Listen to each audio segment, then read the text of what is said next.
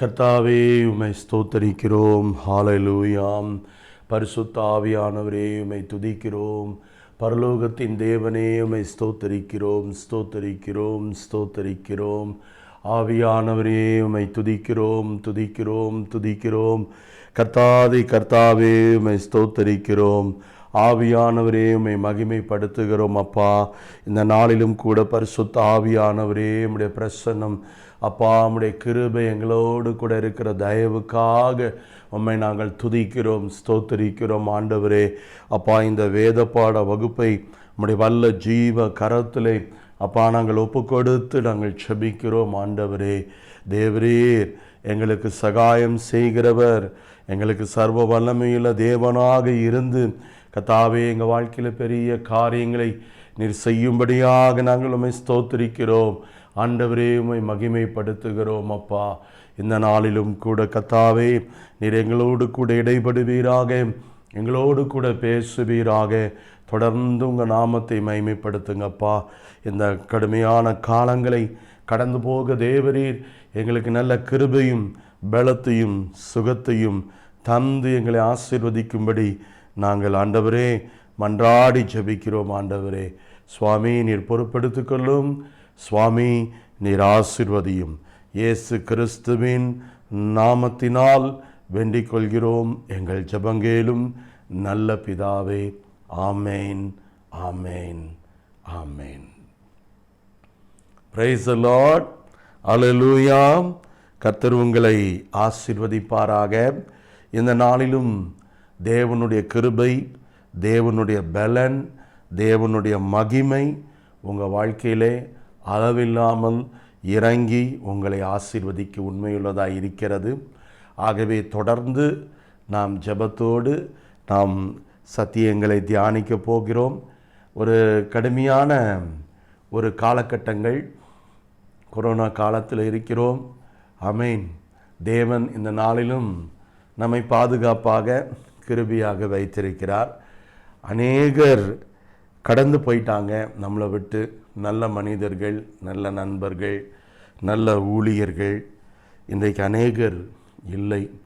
ஆனாலும் கூட தேவன் நமக்கு ஆறுதலை கொடுத்து இந்த நாளிலும் நம்மை அவர் ஜீவனோடு கூட வைத்திருக்கிறார் என்று சொன்னால் அது தேவனுடைய பெரிதான கிருபை என்று நினைக்கின்றேன். கர்த்தருக்கு மகிமை உண்டாகட்டும். நம்முடைய அப்போஸ்தல அபிஷேக திருச்சபை மக்களுக்கும் இந்த வேத பாடத்தில் என்னோடு கூட இணைகிற ஒவ்வொருவருக்கும் என்னுடைய வாழ்த்துக்களையும் என்னுடைய நன்றியும் நான் தெரிவித்து கொள்ளுகின்றேன். கர்த்தருடைய நாமம் மகிமைப்படட்டும். நான் நினைக்கிறேன் நீங்கள் சந்தோஷமாக இருப்பீங்க அப்படின்னு சொல்லிட்டு, கர்த்தருடைய கிருபையினால் ஆமென், நானும் சந்தோஷமாக இருக்கிறேன், மகிழ்ச்சியாக இருக்கிறேன். தேவன் பெரிய காரியங்களை இந்த நாளில் செய்திருக்கிறார். சுகமாக இருக்க ஆண்டவர் கிருபை கொடுத்திருக்கிறார். ஆமென். ஸோ இன்றைக்கி நம்ம மனம் திரும்புதலை பற்றி கொஞ்சம் பார்க்கலாம் அப்படின்னு நான் யோசிக்கிறேன். ஏன்னா இன்றைக்கி மனம் திரும்புதல் அப்படின்றது ரொம்ப ஒரு முக்கியமான பகுதியாக இருக்குது. இன்றைக்கி அதை மக்கள் எப்படி எடுத்துக்கிறாங்க அப்படின்னு தெரியல. நான் கடந்த வாரம் முழுவதும் நான் இந்த மைண்டை பற்றி தான் பேசியிருக்கின்றேன். மைண்ட் ஆஃப் கிரைஸ்ட் என்ற தலைப்பிலே 5 பாகங்களை பேச ஆண்டவர் எனக்கு கிருபை கொடுத்தார். இப்பொழுதும் கூட நான் இந்த மனம் திரும்புதல் அப்படின்ற தலைப்பு, ரிப்பன்டன்ஸ் அப்படின்ற ஒரு தலைப்பை நான் உங்கள் மத்தியிலே பேச ஆசைப்படுகிறேன். நல்லா தெரிஞ்சுக்குங்க, இதுவும் நம்முடைய மைண்டு சம்பந்தப்பட்ட ஒரு முக்கியமான ஆவிக்குரிய சத்தியமாக இருக்கிறது. ஏன்னா இந்த வார்த்தை என்னை ரொம்ப தொட்ட ஒரு வார்த்தை. நான் இந்த வார்த்தையை பேசுகிறதுக்கு முன்னால் ஒரு சின்ன சாட்சியை நான் ஷேர் பண்ண விரும்புகிறேன். ஆவியானவர் நமக்கு உதவி செய்வாராக. என்னன்னா, கர்த்தருடைய கிருபையினால் 1995 நான் ஆண்டவருக்குள்ளே வந்தேன். என்னுடைய வாழ்க்கையை ஒப்பு கொடுத்து ஆண்டவர் என்னை ரட்சிப்புக்குள்ளே நடத்தினார். 2000 அதாவது 2000ஆவது வருஷத்தில் ஆண்டவர் என்னோடு கூட பேசி முதல் நம்முடைய ஊழியத்தில் வெளியிட்ட ஒரு புத்தகம், ஒரு சின்ன புத்தகம். மனம் திரும்புதல் அப்படின்ற ஒரு புத்தகம். இதை ஆண்டவர் எப்படி வெளியிட செய்தார்? அது ஒரு பெரிய விஷயம். உண்மையிலேயே அந்த நாளில் பணம் இல்லை, எந்த விதமான வாய்ப்பும் கிடையாது. இப்போ இருக்கிற மாதிரி ப்ரெஸ்ஸு, இப்போ இருக்கிற மாதிரி அச்சடிக்கக்கூடிய நிலைமையெல்லாம் அன்றைக்கு இல்லை. அதற்கான வசதியும் என்னிடத்தில் கிடையாது. ஜெபத்தோடு ஒரு சின்ன புக்கை நான் வெளியிட்டேன். அது அநேகருக்கு ஆசீர்வாதமாக இருந்தது. ஆமென். இயேசு கிறிஸ்து இந்த உலகத்தில் ஊழியத்தை ஆரம்பித்தார் இல்லையா? The first preaching of Jesus Christ அப்படின்னு எடுத்துட்டா, இயேசு கிறிஸ்துவனுடைய முதல் பிரசங்கம் என்னவென்றால், மனம் திரும்புங்கள், பரலோக ராஜ்யம் சமீபமாய் இருக்கிறது. ஆமென். ஸோ மனம் திரும்புதல் அப்படின்ற வார்த்தை எவ்வளோ ஒரு முக்கியமான வார்த்தை என்பதை நம்ம அதிலே புரிஞ்சுக்கலாம். சரி, இயேசு கிறிஸ்துவனுடைய வருகையை அறிவிக்க வந்த அருமையான யோவான் ஸ்நானகனுடைய முழு வாழ்நாள் பிரசங்கமும் என்னன்னு பார்த்தா, மனம் திரும்புங்கள். இதுக்கான ஆதாரம் மத்தேயு 3லையும் மத்தேயு 4லையும் நீங்கள் பார்க்க முடியும். அப்போ என்னன்னா, ஆண்டவர் இதை ரொம்ப ப்ரெஸ் பண்ணியிருக்கிறார். இந்த மனம் திரும்புங்கள் அப்படின்ற ஒரு வார்த்தையை ரொம்ப ப்ரெஸ் பண்ணியிருக்கிறார். ஆமென். சரி, சீசர்களுக்கு கட்டளை கொடுத்து அனுப்பிச்சார். என்னன்னு கட்டளை கொடுத்து அனுப்பிச்சார்? நீங்கள் போய் சகல ஜாதியும் சீசராக்கி அதெல்லாம் சொல்லும்போது என்ன சொல்கிறாரு? மனம் திரும்புங்கள், பரலோக ராஜ்யம் சமீபமாக இருக்கிறது என்று சொல்லி பிரசங்கிக்க சொன்னார். அவர் செய்தது தான் நம்மையும் செய்ய சொன்னார். ஸோ சீசர்கள் பண்ண முதல் பிரசங்கம் அப்படின்னா, பேதுரு அப்போஸ்தலர் நடபடிகளில் பெந்தகோஸ்தே நாள் வந்தபோது அது வரைக்கும் பயந்துட்டு இருந்துட்ட அந்த பேதுரு, அத்தனை பேர் மக்கள் மத்தியில் அந்த பேதுரு என்ற மனிதர் எழும்பி அவர் செய்த முதல் பிரசங்கமும் மனம் திரும்புங்கள் அப்படின்னு. அப்போது இந்த மனம் திரும்புங்கள் அப்படின்ற ஒரு வார்த்தை வேதத்தில் எவ்வளோ ஒரு முக்கியமான இடத்தை பிடிச்சிருக்குது அப்படின்றத இதிலே நீங்கள் தெரிஞ்சுக்குவீங்க. இதுதான் 2000, அதாவது நான் ஊழியத்தை ஆரம்பித்த போது என்னுடைய முதல் பிரசங்கமாகவும் இருந்தது. எந்த ஊருக்கு 3 நாள் கன்வென்ஷன் போனாலும் முதல் பிரசங்கமாக மனம் திரும்புங்கள் என்ற தலைப்பை தான் பேசுவேன். அது எனக்கு கொடுக்கப்பட்ட ஒரு கிஃப்டாக நான் நினைக்கிறேன். என்ன ஆசீர்வாதமான செய்தினாலும் அதுக்கப்புறம் தான் பேசுவேன். ஏன்னா யோவான் ஸ்நானகன் அதை தான் பேசினார், இயேசு கிறிஸ்து அதை தான் பேசினார், சீசர்களும் அதை தான் பேசினார்கள். ஆமென். இதுதான் இந்த புத்தகத்தினுடைய ஒட்டுமொத்த தலைப்பு. ஒரு சின்ன புக்கு தான். அந்த புக்கோடைய பிரதி ஒரு காப்பி கூட இப்போ நம்ம கையில் இல்லை. கர்த்தருக்கு சித்தமானால் வருகிற நாட்களில் நம்முடைய JHM மீடியா மிஷன் மூலமாக கண்டிப்பாக நாம் புத்தகத்தை வெளியிடுவோம் என்று விசுவாசிக்கிறேன். அதுக்கு பிறகு பரலோக சாட்சிகள் என்ற ஒரு புத்தகத்தை எழுதினோம். அதன் பிறகு இதுவரைக்கும் கொடுக்கப்பட்ட எந்த தலைப்பும் நாம் வெளியிடவில்லை. வருகிற நாட்களில் அவைகள் எல்லாம் வெளிவரும் என்று கர்த்தருக்குள் விசுவாசிக்கிறேன். சரி, மனம் திரும்புதல் அப்படின்ற வார்த்தையை பேசுறதுனால எனக்கு சந்தோஷம்தான். தந்தை பெர்க்மன்சனுடைய ஒரு முக்கியமான பாடல், என் ஜனமே மனம் திரும்பு. இந்த பாட்டையும் இந்த பிரசங்கத்தையும் என்னால் பிரிக்கவே முடியாது. எப்போவுமே போனால் மனம் திரும்புங்கள் என்ற பிரசங்கம் செய்து அதற்கு பிறகு இந்த பாடலை பாடினால்தான் ஒரு பெரிய மீட்பை, எழுச்சியை என்னால் சபைகளில் பார்க்க முடிஞ்சு.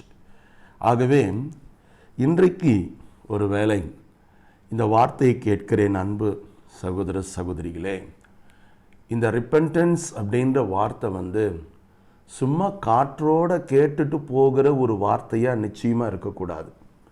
அது 100% உங்கள் வாழ்க்கையில் 100% அது செயல்படுத்தக்கூடிய ஒரு ஆவிக்குரிய விஷயமாக இருக்கிறது என்பதை நீங்கள் புரிந்து கொள்ள வேண்டும் என்று தான் முதலாவது இந்த காரியத்தை உங்கள் மத்தியிலே நான் சொல்லிவிடுகின்றேன்.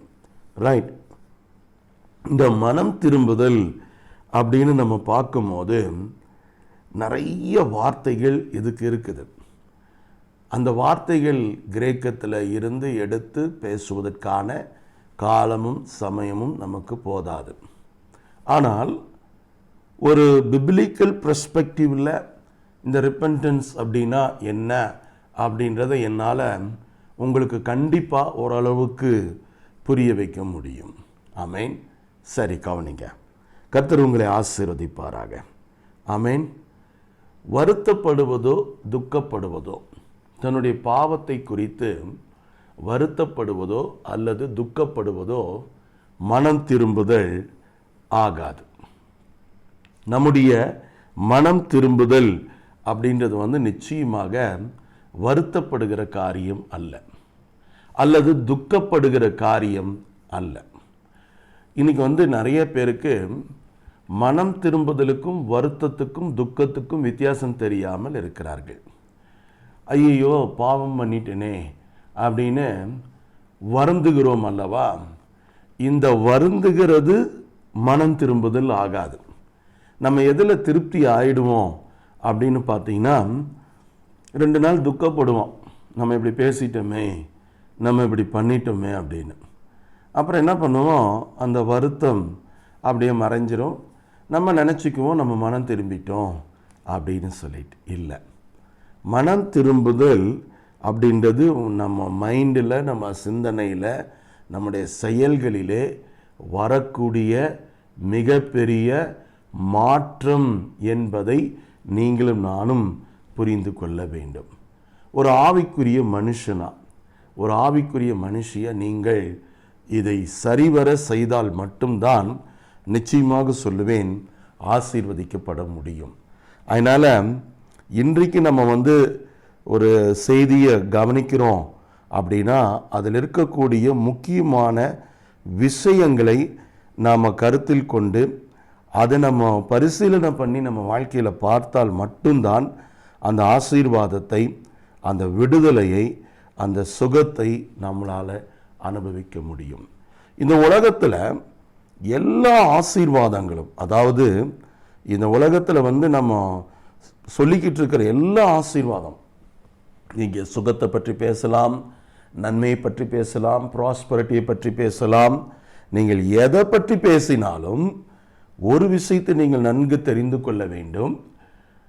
மனம் திரும்புதல் இல்லாமல் உங்களால் எந்த ஆசீர்வாதத்தையும் நீங்கள் ருசிக்க முடியாது, நீங்கள் ஆசீர்வதிக்கப்பட முடியாது. அதனால் மனம் திரும்புதல் ரொம்ப ரொம்ப ரொம்ப ரொம்ப ரொம்ப அவசியமான ஒன்று. அதனால தான் இந்த மனம் திரும்புதலை நம்ம ரொம்ப கவனமாக நாம் பரிசீலனை பண்ணி அதை நாம் நிதானித்தறிந்து அதன் மூலம் வருகிற ஆசீர்வாதங்களை பெற்றுக்கொள்ள கடமைப்பட்டிருக்கின்றோம். சரி, கவனிங்க. ஆவியானவர் உங்களுக்கு உதவி செய்வாராக. எபிரேயர் 6ஆம் அதிகாரத்தில் நீங்கள் வேதத்தை திருப்பினால் 6ஆம் அதிகாரம் 1, 2 ஆகிய வசனங்களை இன்றைக்கு நான் தியானத்திற்கென்று எடுத்துக்கொள்ள விரும்புகின்றேன். பரிசுத்த ஆவியானவர் இதை நமக்கு விளக்கி நமக்கு ஆசீர்வாதமாக நமக்கு கொடுப்பாராக. பரிசுத்த ஆவியானவருடைய கரம் நம்மோடு கூட இருக்கட்டும். கவனிங்க.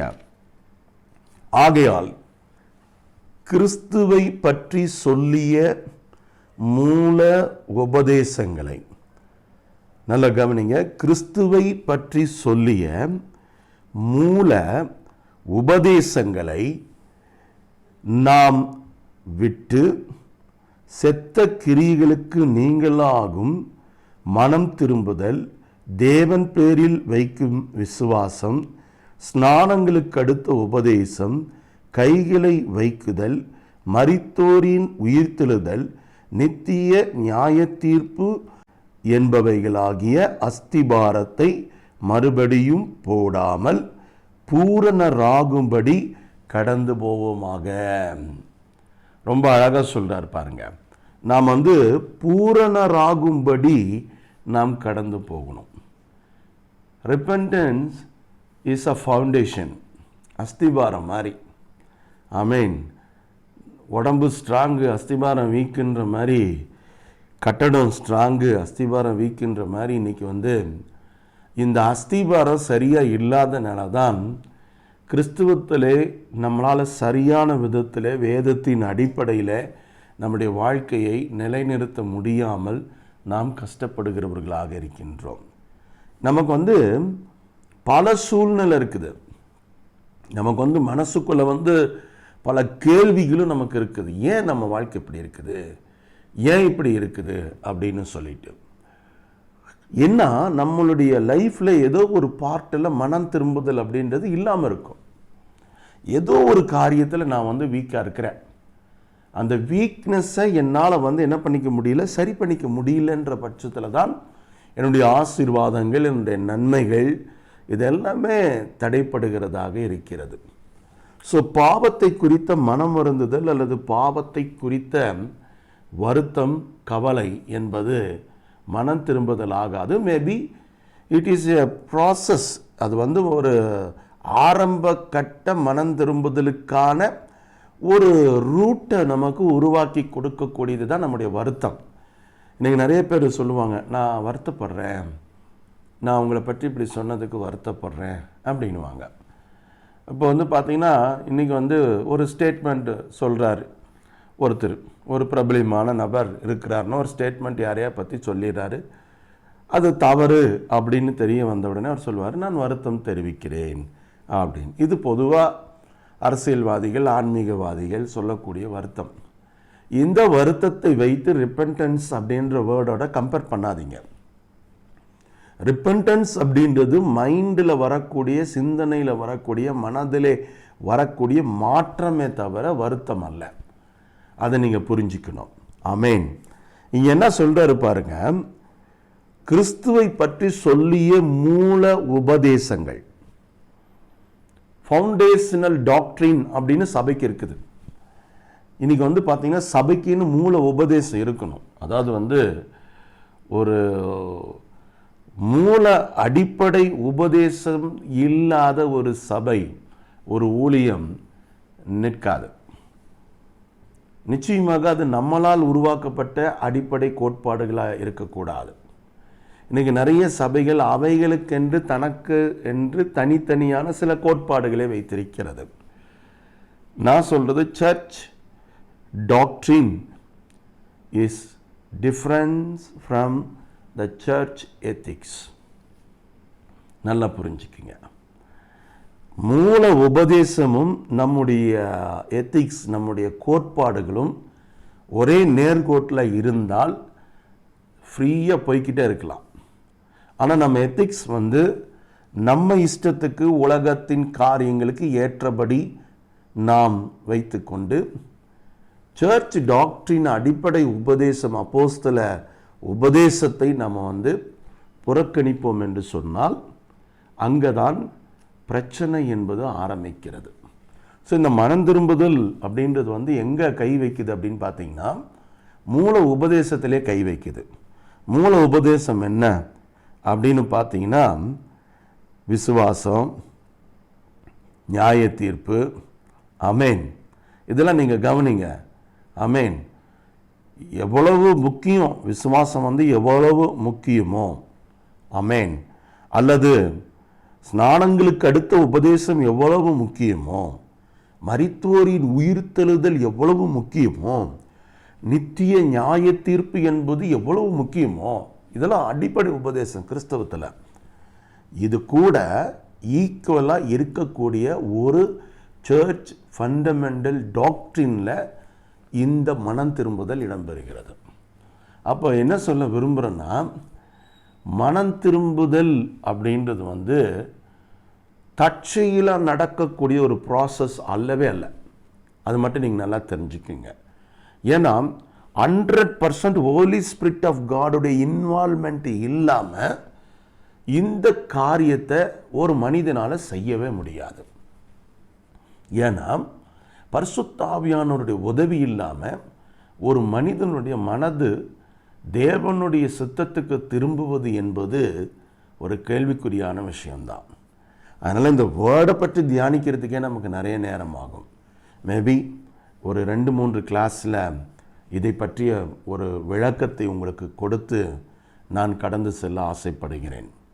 ஒரு ஆவிக்குரிய மனுஷனா, தேவ பிள்ளையா, பல வருடங்கள் ஆண்டவரோடு இணைந்து நடந்த அனுபவத்திலே நான் சொல்லுகிறேன், தவறு இல்லாத மனிதர்கள் இல்லை, தவறு இல்லாத வாழ்க்கை என்பது இல்லை. அந்த தவறுகளை திருத்திக் கொள்வதற்காக தான் தேவன் நமக்கு வாய்ப்புகளை கொடுக்கிறார். இப்போ கொரோனா வேறு வந்துருச்சு. யார் இருப்பாங்க, யார் எப்போ இருக்க மாட்டாங்கன்னு யாருக்கும் தெரியாது. இருக்கும்போதே திருந்தி வாழ்ந்துட்டோம் அப்படின்னா நல்ல வாழ்க்கை, தேவனோடு நல்ல ஒரு சந்தோஷமான ஒரு காலத்தை நாம் பெற்றுக்கொள்ள முடியும். ஆனால் இன்றைக்கி ஏன்னா இது இப்போ உறுதி இல்லாத நிலைமையில் இருக்கிறோம். யாருக்கு இப்போ என்ன ஆகும், எப்படி ஆகும், யாருமே சொல்ல முடியாது. இந்த வாரத்தில் மட்டும் வெறும் மரண செய்திகள். நேசிக்கிற அருமையான கர்த்தருடைய பிள்ளைகள், ஊழியர்கள், ரொம்ப அன்பானவர்கள் எல்லாரையும் நம்ம இழந்திருக்கிறோம். தேசத்தில் தலை சிறந்த மனிதர்களை எல்லாம் நம்ம இழந்திருக்கிறோம். அதெல்லாம் சொல்லி முடியாத ஒரு துயரம் என்று தான் நான் சொல்லுவேன். அப்படி இருக்கும்போது நமக்கு கிருபையை அந்த வாழ்க்கையில் மிச்சம் கொஞ்சம் கொடுத்துருக்கிறார். இதை கொஞ்சம் யோசித்து பார்க்கணும். திருந்த வேண்டிய இடம் எங்கே இருக்குது, என்னுடைய வாழ்க்கையில் எந்த பார்ட்டில் நான் திருந்தணும் அப்படின்றத கவனிங்க. ஸோ நான் என்ன சொல்ல விரும்புகிறேன், the principle of the doctrine of Christ, கிறிஸ்துவனுடைய உபதேசம், அந்த மூல உபதேசத்திலேயே மனம் திரும்புதல் என்பது ஒரு முக்கியத்துவம் பெற்ற ஒரு உபதேசமாக இங்கே கடந்து வருகிறது. நல்ல கவனிங்க. அப்போது it is a principles of the doctrine of Christ. அப்போது இது அடிப்படை, ஃபவுண்டேஷன், இதுதான் அஸ்திவாரம். இந்த அஸ்திவாரம் சரியில்லை அப்படின்னா மற்ற எல்லாமே ஆட்டங்காணும். அப்போ இன்றைக்கி கிறிஸ்துவுக்குள்ளே வர்றவங்க ஒரு பரவசத்தில் வருவாங்க. அதாவது எப்படி வருவாங்கன்னா, ரட்சிக்கப்பட்டுட்டோம், ஒரு பரவசம். அந்த பரவசம் நிச்சயமாக மனம் திரும்புதலுக்கு இணையாக இருக்காது என்பது தான் என்னுடைய தாழ்மையான கருத்து. ஆமென். அப்போ முழுக்க முழுக்க பரிசுத்த ஆவியானவருடைய அந்த ஆளுகை நமக்குள்ளே கடந்து வர வேண்டும். அந்த ஆளுகை தான் நமக்குள்ளே மாற்றங்களை கொண்டு வரும். மேபி கம்ப்ளீட்டாக மனம் திரும்பினவங்க தான் ரட்சிக்கப்பட்டிருப்பாங்க அப்படின்னு எங்கேயும் இல்லை. ஆமென். ஆனால் மனம் திரும்பினால் ரட்சிப்பு நிச்சயம் இருக்கிறது என்பதற்கு உறுதியான வசனங்கள் நமக்கு இருக்கிறது. அப்போ ரட்சிக்கப்பட்டதுக்கு பிறகு வரக்கூடிய பிழைகள் என்ன பண்ணலாம் அப்படின்னா, அங்கே தான் பிரச்சனையே ஆரம்பிக்குது. ஸோ இந்த மனம் திரும்புதல் ஒரு நாளில் ஒரு இடத்துல முடிந்து போகிற ஒரு ப்ராசஸ் அல்ல. இப்போ நிறைய பேர் பேப்டிசம் ஒரு முறை எடுத்திருப்பீங்க. ஆமென். அந்த ஞானஸ்தானம் ஒரு முறை எடுத்த உடனே அதுக்கப்புறம் நீங்கள் அதை திருப்பி போய் ஒவ்வொரு பாவத்துக்கு எடுக்க வேண்டிய அவசியம் இல்லை. அந்த ஞானஸ்நான உடன்படிக்கையில் நீங்கள் தேவனோடு செய்த அந்த உடன்படிக்கையை அனுதினமும் புதுப்பிக்கிறது தான் இந்த ரிப்பன்டன்ஸ் என்ற ப்ராசஸ். அதனால தான் இதுக்கு முக்கியத்துவம் கொடுக்குறார் ஆண்டவர். இந்த ரிப்பன்டன்ஸ் என்ற ப்ராசஸ் மூலமாக தான் ரீகான்சிலேஷன், மறு ஐக்கியம், ஒப்புரவாகுதல் என்ற எல்லாமே பேசிக்காக நமக்கு கடந்து வருது. அப்போது ஆவிக்குரிய மக்கள் இந்த வார்த்தையை சும்மா சாதாரணமாக எடுத்துக்கொள்ளக்கூடாது. இதுதான் 2000 ஆண்டவர் என்னோடு கூட ரொம்ப அதிகமாக இடைப்பட்டது. அதிகமான எண்ணிக்கை உடைய ஒரு பிரசங்கம் என்னவாக இருக்கும் என்று சொன்னால், மனம் திரும்புங்கள், பரலோக ராஜ்யம் சமீபமாக இருக்குது. என் ஏசப்பாவுடைய முதல் பிரசங்கம், ஆமென், அதுதான் என்னுடைய முதல் பிரசங்கமாகவும் இருந்துச்சு. என்னுடைய கடைசி பிரசங்கமும் அதுவாக தான் இருக்கும்.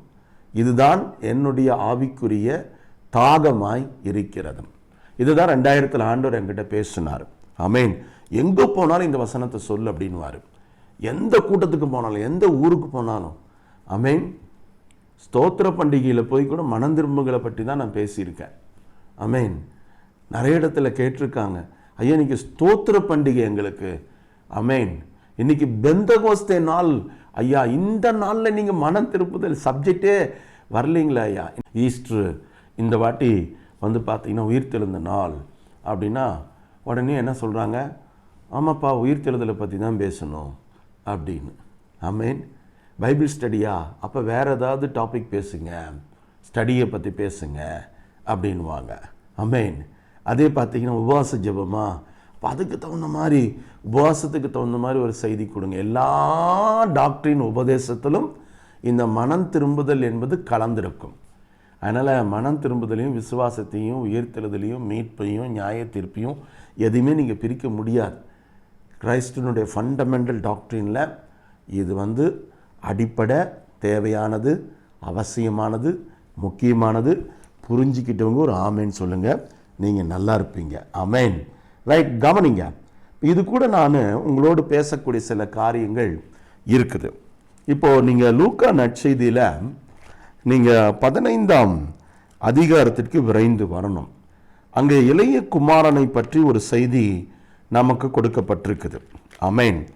இந்த இளைய குமாரனை பற்றிய சத்தியத்தில் நம்ம புரிந்து கொள்ள வேண்டிய சில விஷயங்கள் இருக்குது. எதுக்காக இந்த ஓமையை சொல்கிறாரு அப்படின்னா, அந்த அதிகாரத்தை முழுசாக படிச்சிங்கனாலே missing, lost son, lost coin அப்படின்னு, லாஸ்ட் சீப், இழந்து போன 3 அடையாளங்களை ஓமையாக சொல்லுவார். ஸோ லூக்கா நற்செய்தி 15 அப்படின்னாலே காணாமல் போனதை கண்டுபிடித்த எஜமானின் சந்தோஷம் என்று அர்த்தம் கொள்ள முடியும். ஆமென். அப்போ மனம் திரும்புதல் அப்படின்றது எங்கே கொண்டு வந்து வைக்கிறாருன்னா, தொலைந்து போயிருக்கிற நம்ம, காணாமல் போயிருக்கிற நம்மளை தேடி கண்டுபிடிக்கிற ஒரு இடம்தான் மனம் திரும்புதல். ஆமென். அப்போது நீங்கள் அந்த அதிகாரம் முழுசாக வாசிச்சிங்கனாலே உங்களுக்கு தெரியும். ஆமென். ஆடு காணாமல் போகுது, மெய்ப்பன் தேடி கண்டுபிடிக்கிறாரு. காயின் காணாமல் போகுது, அதை தேடி கண்டுபிடிக்கிறாரு. அதே மாதிரி தான் தன்னுடைய சொந்த மகன் காணாமல் போகிறான், திரும்ப காணப்பட்டான் அப்படின்னு சொல்கிறாரு. இந்த சந்தோஷத்தை உண்டாக்குகிற அந்த இடம்தான் மனம் திரும்புதல். அதனால தான் மனம் திரும்புகிற ஒரு பாவி நிமித்தம் பரலோகத்தில் மிகப்பெரிய ஒரு மகிழ்ச்சி உண்டாயிருக்குமா. நான் கோடி கோடியாக ஆண்டவருக்கு எடுத்து கொடுத்தாலும், நான் எவ்வளவு வல்லமையாக ஊழியம் பண்ணாலும், நான் எவ்வளவு நல்ல பிரசங்கம் பண்ணாலும், நான் எவ்வளவு பெஸ்ட்டான காரியத்தை காடுக்கு செஞ்சாலும் பரலோகத்தை நீங்கள் அசைக்கவே முடியாது. ஒரே ஒரு காரியத்துக்கு தான் பரலோகத்தில் இருக்கிற தூதர்கள் எழுந்து நின்று உன்னை வார்ம் வெல்கம் பண்ணுவாங்க கைதட்டி. எதுக்கு தெரியுமா? மனம் திரும்புதல். குமாரனாகிய கிறிஸ்து சிங்காசனத்திலிருந்து எழுந்து உன்னை வரவேற்கணும் அப்படின்னா எல்லாருக்கும் அந்த பாக்கியம் வரும் நீங்கள் நினைக்கிறீங்களா? ஸ்தேவானுக்கு கிடைச்ச அந்த பாக்கியம் எல்லாருக்கும் கிடைக்கும் நீங்கள் நினைக்கிறீங்களா? யோசிச்சு பாருங்கள். உன்னை நான் யார் என்று அறியேன் என்று சொல்லிடுவார். அதே நீங்கள் மனம் திரும்பி ஆண்டவருக்கு உண்மையாக இருந்து நீங்கள் பரலோகத்துக்கு போங்க, பரலோகமே எழுந்து நின்று உங்களை வரவேற்கும். ஆமென். இப்போது இந்த கொரோனா காலத்தில் நான் ஒரு விஷயத்தை பார்க்குறேன். எங்கள் ஜேசிபியில் மண்ணும் கல்லும் தான் நம்ம அள்ளிட்டு இருந்தோம். அந்த ஜேசிபியில் தான் பாடியை தூக்கிட்டு போகிறாங்க. ஒரு மனைவி கண்ணீரோடு தன் கணவனை ஜேசிபியில் தனியாக, கூட வந்திருக்கிற அந்த ஜேசிபியில் வந்தவங்க ஒரு கை பிடிக்கிறாங்க, மரித்த கணவரை தூக்கி ஜேசிபியில் போட்டு கொண்டு போகிற அந்த கொடுமையை நான் பார்த்தேன்.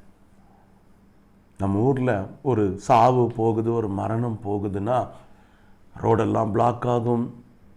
நல்ல வண்டியில் வச்சு கொண்டு போவாங்க, பூக்களை தூவிட்டே போவாங்க. கிறிஸ்துவ மரணங்கள் நல்ல பாடி அடக்கம் பண்ணுவாங்க, ஜெபம் பண்ணி அடக்கம் பண்ணுவாங்க, ஆலயத்துக்கு கொண்டு போவாங்க.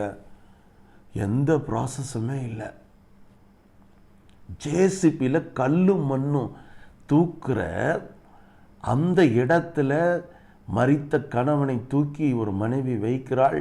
அதை தூக்கி கொண்டு போய் அடக்கம் பண்ணுகிற இந்த கொடுமையான காலகட்டத்தை நம்முடைய தலைமுறை பார்த்துருக்க வாய்ப்பில்லை. ஒருவேளை இந்த 1ஆம் உலகப்போர் 2ஆம் உலகப்போர் வந்துச்சு, அதுக்கு முன்னால் பஞ்சங்கள் இருந்துச்சு. அந்த பஞ்ச காலங்கள்லாம் வந்தபோது இப்படிப்பட்ட கொள்ளை நோய்கள், மரணம், காலரா, பிளேக் போன்ற மரணங்கள் தேசத்தில் வந்தபோது அப்படிப்பட்ட சூழ்நிலை இருந்திருக்கலாம். நம்ம வயசுக்கு அது தெரியாது. ஆனால் நம்ம வயசுக்கு நம்ம பார்க்கக்கூடிய ஒரு கொடூரமான சூழ்நிலை இந்த தேசத்தில் நான் இதை பார்க்கிறேன். காரணம் என்ன? தேசம் மனம் திரும்பணும், ஜனங்க மனம் திரும்பணும். இதுக்கு மேலேயாவது மக்கள் கடவுள் ஒருவன் உண்டு, இறைவன் ஒருவன் உண்டு என்ற அந்த ஒரு கான்செப்ட், காட் இஸ் தேர், கர்த்தர் இருக்கிறார், உயிரோடு இருக்கிறார், ஜீவனோடு இருக்கிறார், நாம் மனம் திரும்பணும், நம்ம வாழ்க்கையை ஒப்பு கொடுக்கணும் அப்படின்ற அந்த ஒரு புரிந்து கொள்ளுதல் ஒவ்வொரு மனிதனுக்கு வரணும், கண்டிப்பாக வரணும். வந்தால் அது ஆசீர்வாதம். காணக்கூடாத, பார்க்கக்கூடாத தீமையான காரியங்களை எல்லாம் இந்த நாட்களில் நாம் பார்க்கின்றோம். இந்த செய்தியை பேசும்போது என் உள்ளத்தில் அவ்வளோ ஒரு பாரம். உயிர்காக்கும் மருந்துகள், உயிர் காக்கிற மருந்துகள், ஆக்சிஜன், இதுக்காக மக்கள் அலையிறாங்க. யோசிச்சு பாருங்க. அதை மறைத்து அதை டபுள் மடங்கு ட்ரிபிள் மடங்கு பணம் வைத்து விற்கிற கூட்டங்கள், இன்னொருத்தருடைய மரணத்தில் சம்பாதிக்கிற மனிதர்கள், இன்னொருத்தருடைய துக்கத்தில் திருப்தி அடைகிற மக்கள். கடைசி காலத்தில் அன்பு தணிந்து போகும்னு சொல்லுவார் ஆண்டவர். அது இப்படி தான் இருக்குது. அதை இன்னைக்கு நம்ம கண்ணார பார்க்குறோம். மனம் திரும்புகிற ஒரு கடைசி காலம். ஆமென். ஸோ மனம் திரும்புதல் அப்படின்றது வந்து எல்லா மனுஷனுக்கும் உரியது, ஒன்லி கிறிஸ்தவங்களுக்கு மட்டும் உரியது அப்படின்னு நினைக்காதீங்க. எல்லா மனிதனுக்கும் பொதுவான ஒரு கருத்தாக இன்னைக்கு ஆவியானவர் சொல்லுகிறார், மனம் திரும்புங்கள், உங்கள் பழைய பாவ வாழ்க்கையிலிருந்து மனம் திரும்புங்கள். இந்த மனுஷனை பாருங்க, தொலைந்து போன மனுஷன் தகப்பன் இடத்துல போய் சொத்து கேட்குறான். ஆமென். தகப்பன் பிரித்து கொடுக்குறார், தூரமாக போய் வாழ்கிறான். ஆமென். அதுக்கு பிறகு அவன் என்ன ஆகிறான் அப்படின்னு பார்த்தீங்கன்னா, எல்லாவற்றையும் இழந்து பன்றி கொட்டகைக்கு போகிறான். 11ஆம் வசனத்திலிருந்து நீங்கள் 32ஆம் வசனம் வரைக்கும் லூக்கா நற்செய்தி 15 நீங்கள் குறிப்பெடுத்து கொள்ளுங்கள். 3 டிவிஷனாக அவனுடைய வாழ்க்கையை நான் பிரிக்க விரும்புகிறேன். The first division is rebellion against father. Second division is repentance. The third division of his life is reconciliation, ஒப்புரவாகுதல். எப்போ உங்கள் மனம் திரும்புதல் நிறைவடையும் அப்படின்னா, ஒப்புரவாகுதல் தான் உங்கள் மனம் திரும்புதலை பூர்த்தி செய்யும். ஒப்புரவாகுதல் இல்லாமல் மனம் திரும்புதல் வீணா போயிடும். rebellion against father, தகப்பனை எதிர்த்து தகப்பனுக்கு பிரியமில்லாத ஒரு காரியத்தை செய்யறதுக்கு, தகப்பனுடைய கண்களுக்கு மறைவாக போகிறதுக்கு எதிர்த்து செயல்படுறது. எதெல்லாம் என் தகப்பனுடைய இருதயத்தை காயப்படுத்தும், எதெல்லாம் என் தகப்பனுடைய இருதயத்தை வேதனைப்படுத்தும், இதெல்லாம் இன்னைக்கு நம்ம கவனிக்கணும். எதெல்லாம் நான் கடவுளை துக்கப்படுத்துகிற விஷயத்தை நான் செஞ்சிட்ருக்கிறேன், இதெல்லாம் ஒரு துக்கத்தை கொண்டு வரக்கூடிய காரியம் என்பதை இன்னைக்கு நான் புரிந்து கொள்ளணும். அதை புரிந்து கொண்டால் மட்டும்தான் அடுத்த ஸ்டெப்பாகிய ரிப்பெண்டன்ஸ்க்கு நம்ம போக முடியும். ஸோ முதல் காரியம் ரிபெல்லியன் அகைன்ஸ்ட் த ஃபாதர். மனம் திரும்புதல் அப்படின்றது வந்து என்னன்னா, இந்த ரிபெல்லியன்லேருந்து நான் வெளியே வரணும். தேவனுக்கு எதிரான ஒரு கிளர்ச்சி செய்தல். இன்னைக்கு நிறைய பேர் அதை ஒரு சாதனையாக நினைக்கிறாங்க. பார்த்தியா, செஞ்சிட்டோம், நம்ம அறிவில், நம்ம பலத்தில், நம்ம ஞானத்தில், நம்மக்கிட்ட இருக்கிற பலத்தில் நம்ம, பார்த்தியா அதெல்லாம் என்ன ஒன்றும் பண்ண முடியாது அப்படின்னு சொல்லி நம்ம அந்த பலத்தில் செஞ்சிருவோம். ஆனால் அதுக்கு பிறகு அனுபவிக்க போகிற விஷயத்தை குறித்து யாரும் கவனிப்பது இல்லை. உதாரணத்துக்கு தான் இதை சொல்லுகிறார், பன்றி கொட்டகை அப்படின்னு. இந்த ஊமையை பற்றி நான் சொல்லும் போது திரும்பி நான் சொல்ல விரும்புகிறேன். இளையகுமாரனாகிய புறஜாதிகளாய் ரட்சிக்கப்படாதவர்களாய் இருக்கிற நமக்கு இதில் சத்தியம் சொல்லப்பட்டிருக்கிறது, இல்லைன்னு சொல்லலை. ஆனால் முக்கியமான சத்தியம், ரட்சிக்கப்படாத யூதனுக்கும் மூத்த சகோதரனுக்கும் இதில் அநேக சத்தியங்களை ஆண்டவர் வெளிப்படுத்துகிறார். The main focus to make understand the Jews people, ரட்சிக்கப்படாத யூதன் மூத்த சகோதரன் புரிந்து கொள்ள வேண்டும் என்ற இடத்திலே சொல்லப்பட்டிருக்கிற ஒரு உவமை. அதனால் ஆண்டவர் உங்களோடு கூட விளக்குவார் நீங்கள் இந்த அதிகாரத்தை திரும்ப திரும்ப படிக்கும் போது. ஏன்னா பல வருஷம் இதை தான் நான் பிரசங்கம் பண்ணிக்கிட்டே இருக்கேன். எனக்கு ரொம்ப பிடித்த ஒரு சப்ஜெக்ட், ரிபெல்லியன் அகென்ஸ்ட் காட். இன்னைக்கு இந்த பைபிள் ஸ்டடியில் எதெல்லாம் நீங்கள் கர்த்தருக்கு எதிராக நீங்கள் செஞ்சிருக்கிறீங்க அப்படின்றத கண்டிப்பாக உங்கள் மைண்டில் ஒரு ரீகால் பண்ணி பாருங்கள். மறுபடியும் அது உங்களுக்குள்ளேருந்து வரணும், உங்களுக்குள்ளேருந்து அது வரணும். எந்த அளவுக்கு நீங்கள் அவைகளை நீங்கள் கொண்டு வரீங்களோ அந்த அளவுக்கு ஒரு நிறைவை, ஒரு ஆசீர்வாதத்தை நிச்சயமாக நீங்கள் பார்க்க முடியும். பிரியமானவர்களே, ஒரு கருத்தை உங்களுக்கு சொல்ல விரும்புகிறேன். நிறைய பேர் இன்னைக்கு அதை புரிஞ்சிக்கிறதே கிடையாது. சுயநீதி என்ற ஒரு செல்ஃப் ரைச்சஸ்னஸ் இங்கே வந்து உட்கார்ந்துடும். நான் பேசினது கரெக்ட், நான் சொன்னது கரெக்ட், ஆமேன். ஆபத்துக்கு பாவம் இல்லைப்பா. 1000 பொய்யை சொல்லி ஒரு கல்யாணம் பண்ணுறாங்க. நான் ஒரே ஒரு பொய் தான் சொல்லி ஒரு கல்யாணம் பண்ணேன், இது என்னப்பா பெருசு பண்ணுறீங்க அப்படின்னு. அந்த ஒரு பொய் என்னன்னா, அவனுக்கு ஏற்கனவே கல்யாணம் ஆயிடுச்சுன்றது தான். இதை விட ஒரு பெரிய பொய் வேணுமா? கவனிங்க, பொய்யில் சின்ன பொய் பெரிய பொய்ன்னு இல்லை, நல்ல பொய் கெட்ட பொய்ன்னு இல்லை, உண்மையான பொய் பொய்யான பொய்ன்னு ஒன்றும் கிடையாது. நேர்மையான பொய், மறைமுகமான பொய், நீதியான பொய் அப்படின்னு பொய்க்கு எந்த டெஃபினேஷனையும் கொடுக்க வேண்டிய அவசியமே இல்லை. ஃபர்ஸ்ட் அண்டர்ஸ்டாண்ட் பண்ணிக்கிங்க. 8:44 யோவான், அதான் உங்களுக்கு பொய்யும் பொய்யுக்கு பிதாவும் ஆகிய பிசாசானவன். ஆமேன். ஏன்னா ஊற்றிலிருந்து தண்ணி வருதுன்னா கண்டிப்பாக நல்ல தண்ணி நல்ல ஊற்றிலேருந்து வரும், கெட்ட தண்ணி கெட்ட ஊற்றிலேருந்து தான் வரும். மாறவே மாறாது, மாறவே மாறாது. இதெல்லாம் பைபிள் நமக்கு சொல்லிக் கொடுக்குற அடிப்படையான உபதேசங்கள். இதில் நல்ல பாவம், கெட்ட பாவம், பரிசுத்தமான பாவம். ஆமேன். என்னையா பரிசுத்தமான பாவம்? ஆமையா, ஆண்டவருக்காக ஊழியம் பண்ணுறதுக்கு தான் ஒரு சின்ன பொய் சொன்னேன் அப்படின்னு. ஆமேன். மிகப்பெரிய ஒரு சூழ்நிலை, கடுமையான சூழ்நிலை. பரிசுத்தமான பாவம், நீதியான பாவம், ஒழுங்கான பாவம், நேர்த்தியான பாவம். ஆமேன். இன்னும் சொல்லப்போனாக்கா ரொம்ப பர்ஃபெக்டான ஒரு பாவம். ஆங்கிலத்தில் சொன்னால் மன்னிக்கக்கூடிய பாவம் தான், சின்ன பாவம் தான், நல்ல பாவம் தான் அப்படின்னு சொல்றதுக்கு எதுவுமே கிடையாது. Sin is sin. பாவம் பாவம் தான், பொய் பொய் தான். அல்லேலூயா. அப்போ இந்த மாதிரி எல்லாத்தையுமே நீங்கள் கவனிக்கணும்.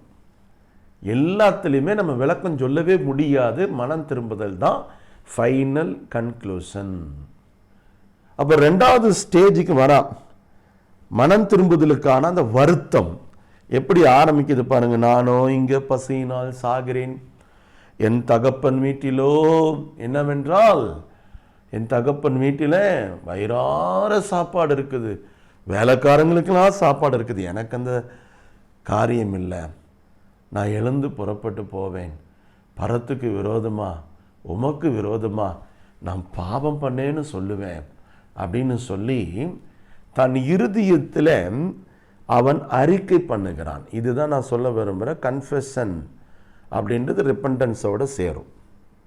வருத்தத்தோடு நம்ம முடிச்சிடக்கூடாது, கன்ஃபெஷனோடு நம்ம முடிச்சிடக்கூடாது. ஸோ ரிபெல்லியன் அப்படின்னு வந்துட்டாலே அதுக்கு அடுத்தது ரிப்பன்டன்ஸுக்கான ப்ராசஸை பரிசுத்த ஆவியானவர் எல்லா மனிதனுக்குள்ளும் தொடங்குவார். எல்லா மனிதனுக்குள்ளேயும் தொடங்குவார். யார்கிட்டையும் தொடங்காமலாம் கிடையாது ஆண்டவர். எல்லா மனிதனுக்குள்ளும் தேவன் அந்த ப்ராசஸை தொடங்குறாரு. அதை புரிஞ்சுக்கிட்டா நீங்கள் நல்லா இருப்பீங்க. அப்போ அடுத்தது என்ன அப்படின்னு பார்த்தீங்கன்னா, அந்த ரிபெல்லியனுக்கு அடுத்தது ரிப்பன்டன்ஸில் அந்த மன வருத்தம், அந்த பாரம், அவனுக்குள்ளே இருக்கக்கூடிய அந்த தாகம், இதெல்லாம் இதுக்கு ஒரு ரூட்டு, மனம் திரும்புதலுக்கான ரூட்டு. அதுக்கடுத்து கன்ஃபெஷன் வருது. கன்ஃபெஷனோட முடியல. ஆமென். 20ஆம் வசனம் சொல்லுது, அவன் எழுந்து புறப்பட்டு தன் தகப்பனிடத்திற்கு வந்தான். அதான் ரொம்ப முக்கியமான பாயிண்ட். ரீகான்சிலேஷன், அடுத்து ஒப்புரவாகுதல். இங்கே பாருங்க, ஒன்றும் இல்லை, மன்னிப்பு அப்படின்னு ஒரு வார்த்தையை நீங்கள் எடுத்துக்கொள்ளலாம். ஒரு உதாரணத்துக்கு, நான் மன்னிச்சிட்டேன், ரைட், மன்னிச்சிட்டிங்களா, ரைட், மன்னிச்சுக்கிட்டே இருக்கிறேன் அப்படின்னு ஒரு ஸ்டேட்மெண்ட் இருக்குது. நிச்சயமாக நான் மன்னிப்பேன். ஆனால் 4 கேள்வி அதுக்கு முன்னால் கேட்கணும். என்னென்ன மைண்ட் செட் இருக்குது பாருங்க மனிதனுக்கு. மன்னிச்சிட்டேன், ஆனால் மறக்க மாட்டேன், மறக்கக்கூடாது. மன்னிப்பேன், மன்னிச்சுக்கிட்டு இருக்கிறேன், மன்னிக்க போகிறேன், ஆனால் அதுக்கு முன்னால் நான் கேட்க வேண்டியதெல்லாம் கேட்கணும் அப்படின்வாங்க. மன்னிப்புக்கான அர்த்தமே என்னன்னு தெரியாதவங்க தான் நிறைய பேர் இந்த உலகத்தில் வாழ்ந்துக்கிட்டு இருக்கிறோன்றதுக்கு இதெல்லாம் நான் சொல்ல விரும்புகிறேன். ரிபெல்லியன், ரிப்பன்டன்ஸ், நம்ம ஒரு வார்த்தை சொல்லிட்டு வந்திருக்கலாம், மன்னிச்சிருக்கலாம் அப்படின்ற எண்ணம் நமக்குள்ளே வருதில்லை. அந்த வருத்தம் நிச்சயமாக மன்னிப்பை பூரணப்படுத்தாது. அது ஒப்புரவாகுதலில் தான் பூரணம் அடையும். ரீகன்சிலேஷன் இல்லாத எந்த ரிப்பன்டன்ஸும் வேல்யூ இல்லை என்பதை இன்றைக்கு நான் சொல்ல விரும்புகிறேன். அப்போ கண்டிப்பாக இந்த சத்தியத்துக்கு அப்புறம் அதை பேசுவேன். ஆமென். கண்டிப்பாக பேசணும். பேசினாதான் ரீகன்சிலேஷன் என்னன்னு தெரியும். யார் இடத்துல ஒப்புரவாகணும்? நான் தேவனிடத்தில் ஒப்புரவாயிட்டேன். ஆமென். தேவனிடத்தில் ஒப்புரவாயிட்டேன். நல்லா கவனிச்சுக்கிங்க. மனிதர்கள்கிட்ட நான் ஒப்புரவாகணும்னு அவசியம் இல்லை. நான் தேவன்கிட்ட ஆயிட்டேன். தேவன்கிட்ட ஆயிட்டாலே மனிதர்கள்கிட்ட ஆயிட்ட மாதிரி ஆயிடுமா அப்படின்னா அங்கே தான் பிரச்சனை ஆரம்பிக்கும். காணிக்க போடுற இடத்துல உன் சகோதரனோடு வழக்கு உண்டானால் நீ என்னிடத்தில் சமாதானம் ஆயிட்டு காணிக்கையை போட்டுட்டு போகணும்னு ஆண்டவர் சொல்லலை. காணிக்கையை நீ அங்கேயே வச்சுட்டு முதலில் உன் சகோதரனிடத்திற்கு போய், ரீகான்சிலேஷன் ஸ்டேட்டஸ் எங்கே இருக்குது அப்படின்னா, மனம் திருப்புதல் அப்படின்றத இன்னைக்கு நிறைய பேர் எப்படி புரிஞ்சுட்டாங்க, நான் தேவனுக்கு தெரியப்படுத்திட்டேன், தேவனுக்கு சொல்லிட்டேன், நான் அதுக்காக வருத்தப்படுறேன், அதுக்காக கவலைப்படுறேன். அதான் முதல்ல ஃபர்ஸ்ட் வேர்டு இந்த பிரசங்கத்தை ஆரம்பிக்கும் போது சொல்லிட்டேன், வருத்தமும் கவலையும், பாவத்தை குறித்த வருத்தமும் கவலையும் மனம் திரும்புதல் ஆகாது. தப்பான ஒரு அபிப்பிராயத்தில் இன்னைக்கு திருச்சபை போய்கிட்டு இருக்குது, விசுவாச பிள்ளைகள் போய்கிட்டு இருக்கிறாங்க. இன்னைக்கு நம்ம அனுபவித்துட்டு இருக்கிற எல்லா கேடுக்கும் காரணம் இதுதான் அப்படின்றத இன்னைக்கு மக்கள் புரிஞ்சுக்கணும். ஆமென். ஏதோ சும்மா ஏனா தானன்னு ஒரு காத்துல ஒரு கேட்குற வார்த்தை மாதிரி மனம் திரும்புதல் அப்படின்ற வார்த்தை கேட்டுட்டு போகக்கூடாது. Rebellion next is repentance. ரிப்பன்டன்ஸ்ன்றது வருத்தத்தோடு அல்ல, அவன் வருத்தப்பட்டான் உண்மைதான், அடுத்தது அறிக்கை செய்கிறான். அந்த ரிப்பன்டன்ஸ்குள்ளே இருக்கக்கூடிய இன்னொரு பார்ட்டு கன்ஃபெஷன். கன்ஃபெஷனுக்கு அடுத்தது தான் அவன் அதை ரீகன்சிலேஷன் ஸ்டேஜுக்கு கொண்டு வரான். இது ஒரு நல்ல ப்ராசஸ். இது ஆழமாக புரிஞ்சுக்கிட்டீங்க அப்படின்னா ஒரு பிரச்சனையும் நீங்கள் இந்த 3 அணுகுமுறையில் இருப்பீங்க. கவனிங்க. ஒன்று ரிபெல்லியனாக இருப்பீங்க, அதாவது எதிர்த்து தேவனுக்கு விரோதமாக போராடுகிற மனிதனாக இருப்பீங்க. ஆமென். செகண்ட், ரிப்பன்டன்ஸ்ன்ற ஒரு ப்ராசஸ் உங்களுக்குள்ளே இருக்கும். ஈவன் கன்ஃபெஷன் கூட நீங்கள் பண்ணியிருப்பீங்க. ஆனால் எழுந்து தேவனிடத்திற்கு வந்தான் அப்படின்னு நம்ம பார்க்குறோம். ஆமென். அப்போ நல்லா கவனிங்க.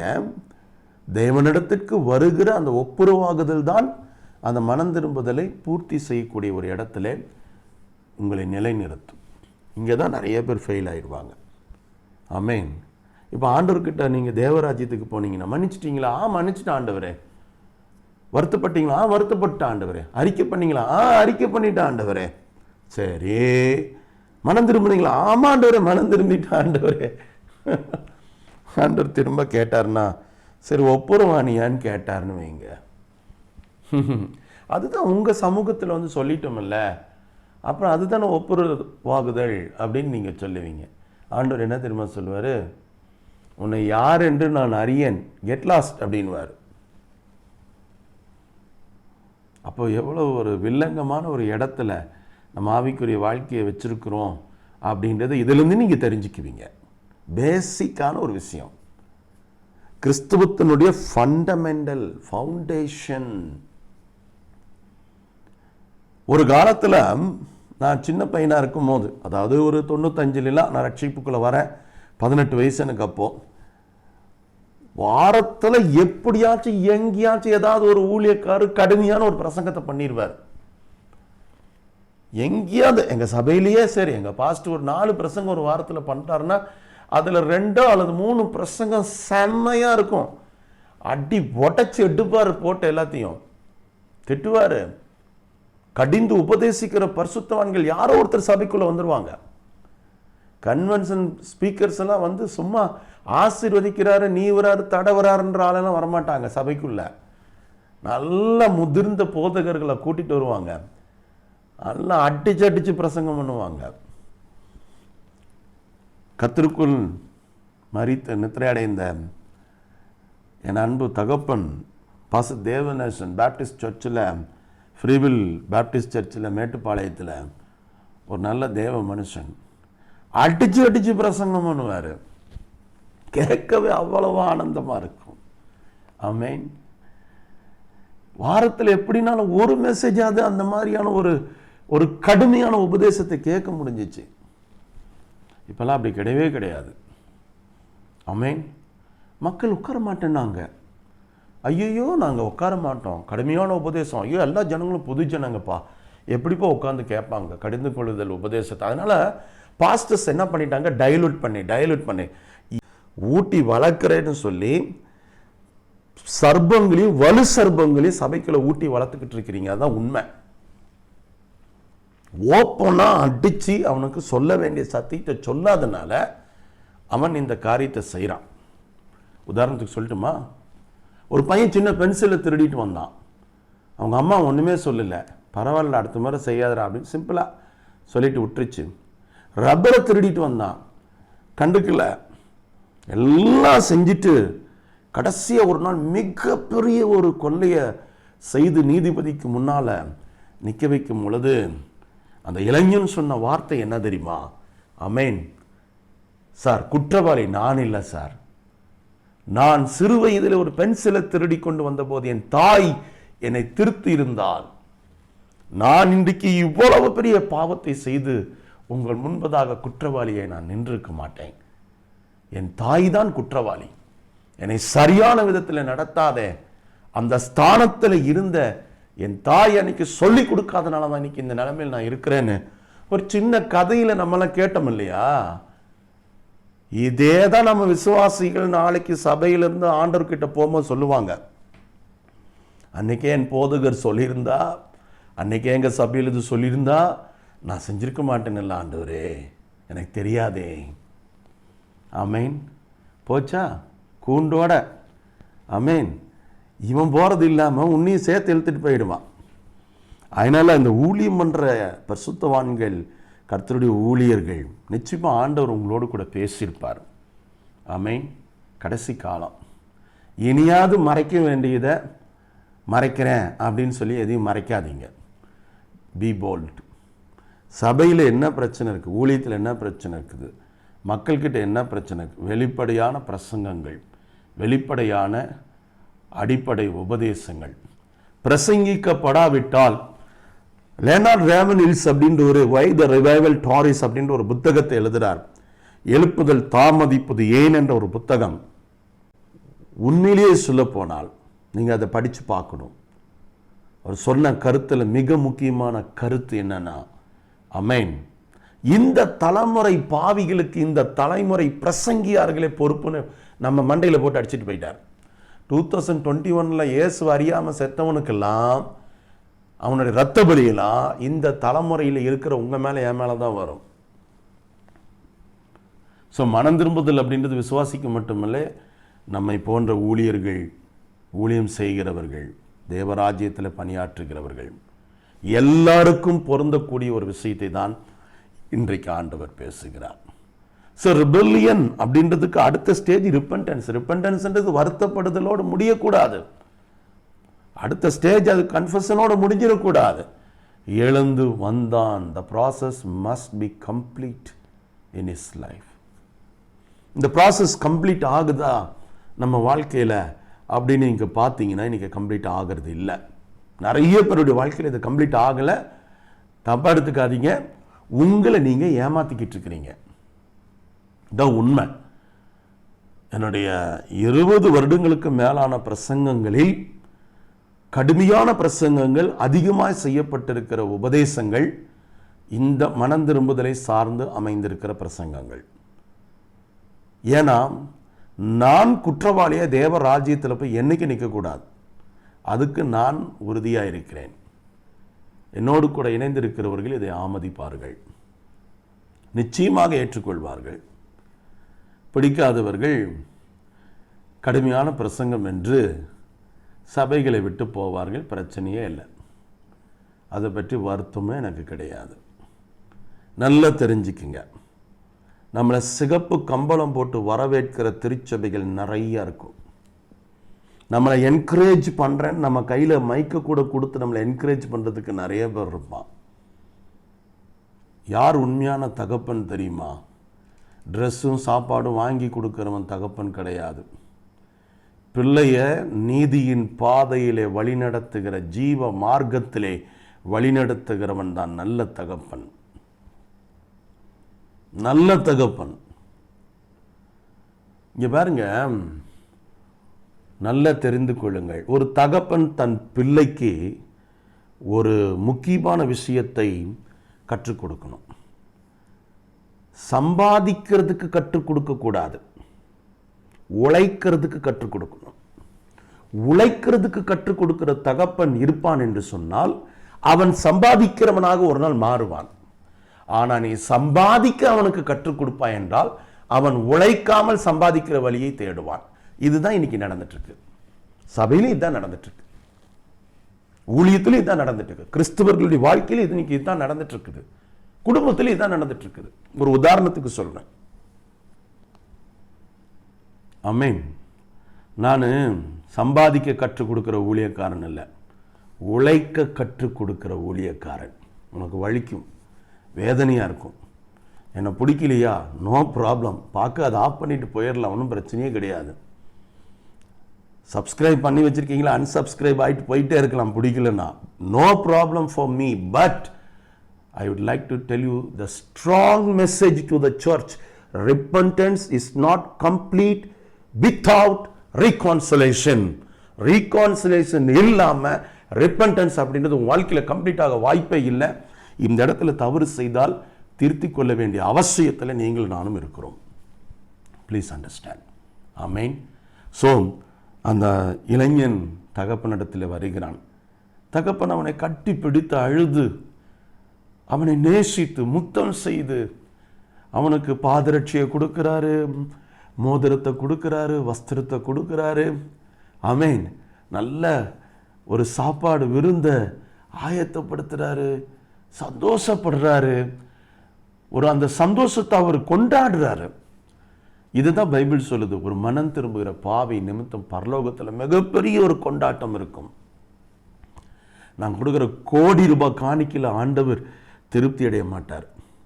ஆனால் என் மனசு மாறிச்சுனா, நான் மனம் திரும்பினா என்னை குறித்து அவ்வளோ பெரிய சந்தோஷம் அவருக்கு உண்டாயிருக்கும்.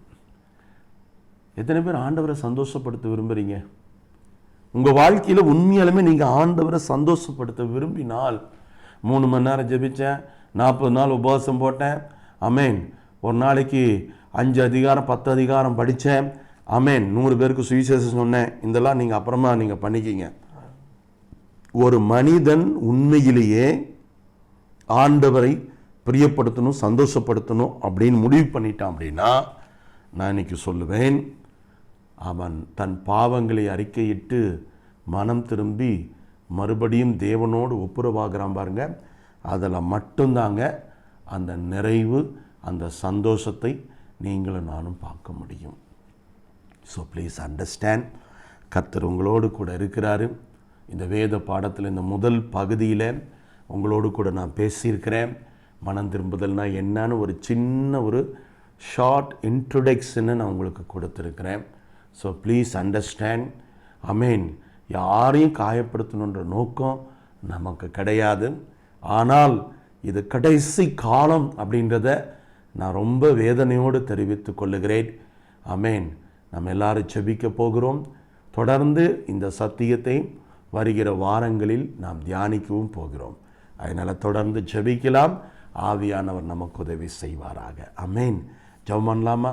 பரிசுத்த பிதாவே, கொடுக்கப்பட்டிருக்கிற இந்த கிருபையின் நல்ல நேரத்துக்காக நாங்கள் நன்றி சொல்லுகிறோம் அப்பா. இன்னைக்கு ஆண்டவரே, நாங்கள் கர்த்தரை எதிர்த்து போராடுகிறவர்களாக இருக்கிறோம்.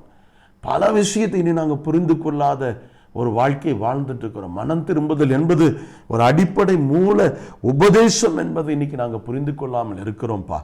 எங்கள் வாழ்க்கையை மாற்றுங்கப்பா, எங்கள் சூழ்நிலையை மாற்றுங்கப்பா, எங்கள் தேசத்தில் ஒரு சமாதானத்தை கொடுங்கப்பா, எங்கள் சபைகளில் ஒரு மறுமலர்ச்சியை தாங்கப்பா, ஒரு அற்புதத்தை செய்யுங்கப்பா. நம்முடைய வல்ல ஜீவ கரத்திலே நாங்கள் ஒப்பு கொடுத்து ஜெபிக்கிறோம் சுவாமி. நீர் பெரியவர், நீர் அற்புதமானவர், நீர் அதிசயமானவர். எங்கள் வாழ்க்கையில் செய்து முடிக்க வேண்டிய இந்த காரியங்களை எல்லாம் செய்து முடிக்க கர்த்தர் எங்களுக்கு கிருபை தாரும் சுவாமி. நீர் பொறுப்பெடுத்துக் கொள்ளும் சுவாமி. நீர் ஆசீர்வதியும். இயேசு கிறிஸ்துவின் இணையற்ற நாமத்தினாலே நாங்கள் ஜெபிக்கிறோம். எங்கள் ஜெபங்கேலும் நல்ல பிதாவே. ஆமேன், ஆமேன், ஆமேன்.